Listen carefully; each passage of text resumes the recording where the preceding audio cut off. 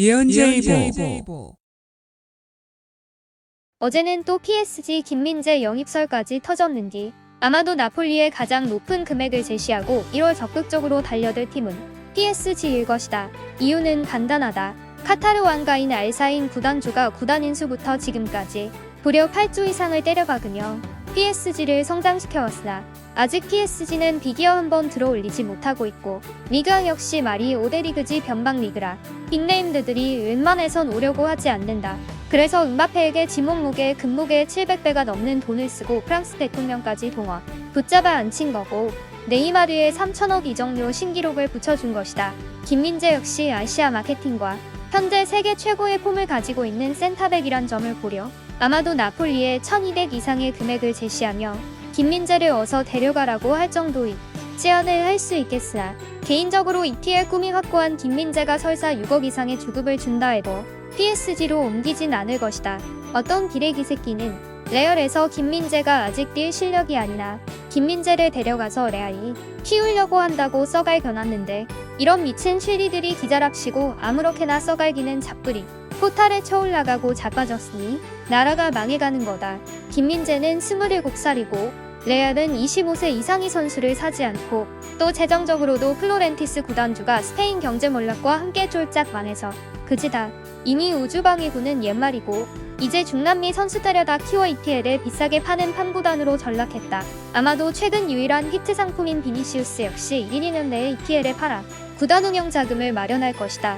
여하튼 빨리 IM아파투가 와서 병맛 기레기들 다들 군고구마랑 오뎅 떡볶이나 니아가 끌고 다니면서 좀 팔아라. 요새 군고구마 떡볶이 장사꾼들 없어서 불편하다. 정리하자면 PSG로 김민재는 절대 안 간다. 한 가지 예의가 있는디 그건 이미 리그왕에서 환멸을 느낀 알사인. 한 가지 예의가 있는디 그건 이미 리그왕에서 환멸을 느낀 알사인이 현재 리버풀 인수전에 뛰어들었다.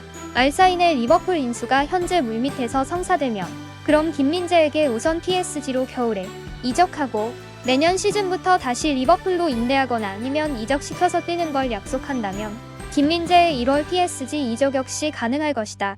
이러한 방법을 통한다며 리버풀 인수 후 사치세 등의 부담으로 내년 여름 이적 시장에서 엄청난 돈을 풀 수 없다는 점 등도 임대 후 이적 조항 등으로 교묘하게 빠져나감으로써 일석이조의 효과 역시 기대할 수 있을 것이다. 현재 사우디 왕가는 빈 살만 외에도 알사우드 압두라지드 등의 파벌로 나뉘어 묘한 경쟁을 벌이고 있다. 뉴캐슬을 인수하고 네옴시티 청사진을 펼친 빈 살만과 달리 압두라지드와 알사우드는 골드만 삭스 등과 함께 미디어 사업에 적극적으로 투자하고 있으며 역시 리버풀과 토트넘의 인수를 노리고 있다. 올 1월 이적 시장이 수병의 자산을 가지고 있다는 전설의 슈퍼리치들의 최고의 플렉스 EPL 구단 쇼핑과 더불어 어떤 희한한 일들이 일어나는지 지켜보자. 월드컵이 끝나자 드디어 대형 이적설들이 여기저기 터지고 있다. 우리 관심은 역시 김민재, 이강인, 조규성 등 우리 선수들인데 어제자로 김민재의 레알 마드리드 설이 스페인 현지에서도 터졌다. 김민재의 레알설은 비단 이번 한 번이 아니라 최근 갑작스럽게 늘어나는 추세이다. 아마도 김민재의 이적설은 크게 레알과 맨유 두 팀으로 압축된다고 볼 수 있는데 현실적인 면으로 이들 두 팀으로의 김민재 이적은 매우 가능성이 높아 보인다. 현재 김민재의 스탯상으로나 유럽 축구 시장의 포화로 인해 맨유나 레알이나 맨시티까지 다들 한국어 홈페이지를 개설하고 적극적으로 운영하는 등 아시아 마케팅에 너도 나도 열을 올리고 있다. 또 지난 여름 토트넘의 한국 방문에서 보여주었던 무시무시한 아시아의 상업적 가치, 손흥민의 득점한 경기를 중국에서 무려 3,700만 명이 시청했던 열기 등을 볼 때 실력이 된다면 유럽 B클럽들의 아시아 선수에 대한 니즈는 매우 강력하다. 김민재는 내년 7월 670억의 바이아웃이 걸려있다.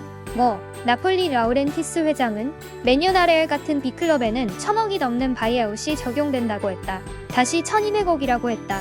올겨울 바이아웃을 삭제할 것이라고 했다가 계속 말이 바뀌며 절대 김민재를 팔지 않겠다고 하고 있지만 이는 100% 장사꾼의 거짓말이자 호객행위일 뿐이다.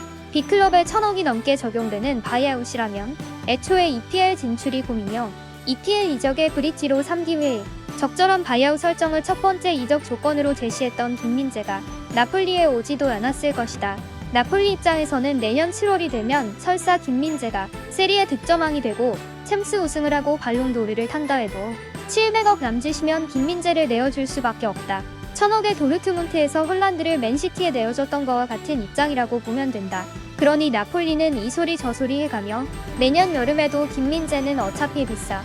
그러니 나폴리는 이 소리 저 소리 해가며 내년 여름에도 김민재는 어차피 비싸. 올겨울 지금이 가장 쌀 때야 라고 떠들며 최대한 1월 이적 시장에서 많은 돈을 받고 팔고 싶을 것이고, 또 드물게 B클럽에서 뛸 실력이 확인된 아시아 선수인 김민재에 대해 레알이나 올 시즌 반드시 챔스권에 들어가야 할 맨유 입장에서는 올겨울 700억에 2,300억을 더 얹어주고서라도 김민재를 입도 선매하려고 할 것이다. 즉 올겨울 김민재의 EPL 이적은 70% 이상 매우 확률 높다고 보여진다. 이후에 이강인의 맨시티와 뉴캐슬 이적설도 불거지고 있는 뒤 이 역시 확률 높은 보도로 보인다.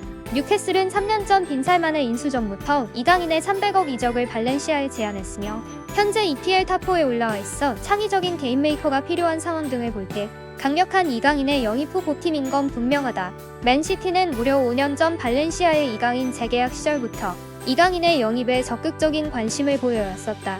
팬 역시 이강인을 잘 알고 있고, 이강인의 영입이 불발되자 이강인과 함께 유스에서 빛나던 토레스를 영입했었다. 스타일상으로 볼 때 이강인은 페베 축구와 매우 잘 맞으며 최근 라리가와 월드컵에서 맹활약하고 있는 이강인을 다시 영입하려 할 수 있으면 어렵지 않게 추측해 볼 수 있다. 또 이강인의 강점은 다른 20살 내외의 어린 월드컵 스타들이 1,000억은 기본으로 깔고 가는 엄청난 영입 비용이 필요한데 반해 270억의 약소한 바이아웃이 걸려있기에 매우 싼 값으로 영입이 가능하다. 또 케인백업으로 매우 제한된 기회만이 제공되는 점, 100억도 안 하는 한 번 그거 봐도 부담 없는 낮은 금액, 콘테가 좋아하는 뚝배기 전문 공격수라는 점, 손흥민이 있다는 점 등 조규성의 토트넘행 역시 불가능하지 않아 보인다.